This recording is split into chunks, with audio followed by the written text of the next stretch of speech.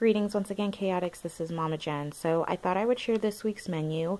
My family and I are challenging ourselves a little bit, but not really, to do a 100-week challenge, which is we spend $100 on groceries for our family of 5 to 7. And I say 5 to 7 because right now we're alternating weekends with my husband's ex-wife with his 2 children. So this week it is a family of 5, and we came in just under budget. Trying to use up things that we already have in our pantry. Please keep that in mind. So with that said, here we go. So for this week's breakfast, hopefully you guys can see that, we're doing waffles, banana, and yogurt. The waffles I'm making myself. The yogurt we already had on hand because I had wanted to do smoothies and our blender broke. So feel free to leave me a comment below if you have any other ideas that we can use plain yogurt for, because we have plain regular yogurt and plain Greek yogurt that we need to use up, and I have a feeling that my kids are not going to eat all of it before it goes bad. So, and we didn't like the alternative of using it as like a sour cream topping because it just didn't taste right. For lunch we did bean, rice, and cheese burritos this week.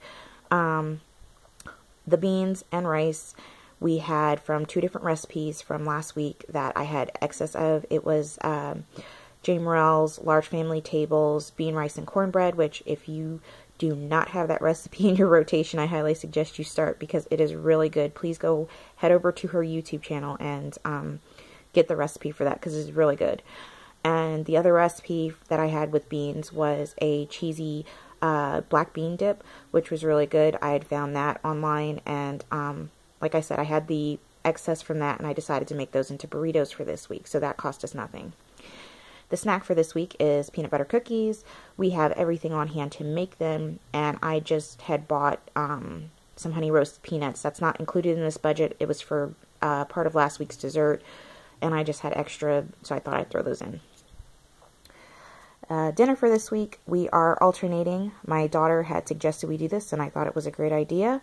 We are alternating between weeks of being meat-free and then weeks of having meat. So this week is a meat-free week. So as a result, there will be no mention of meat on here, but there will be cheese items and obviously some bean things and vegetables if we can get them in. So this week is Monday is cheese pizza, Tuesday is bean and cheese dip with tortilla chips and rice and beans. The rice and beans mentioned are not the same ones from up here. Those I had used all up, so we are just literally buying a rice and beans that are in a box because I just wanted to change things up.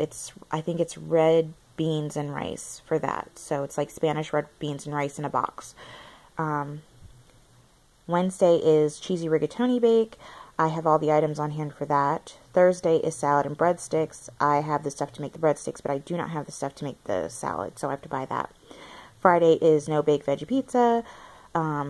Because usually when my husband is home during the weekends, he can't take the heat as good as I can. So we're trying to use the oven as little as possible if we can help it for that. Saturday is grilled veggie burgers, baked potatoes, corn, baked beans, and orange creamsicle ice cream dessert, which is a recipe that I found online. It is not my own. And Sunday will be leftovers from all the other days if there's anything left. Otherwise, we're probably just going to have breakfast leftovers or something like that.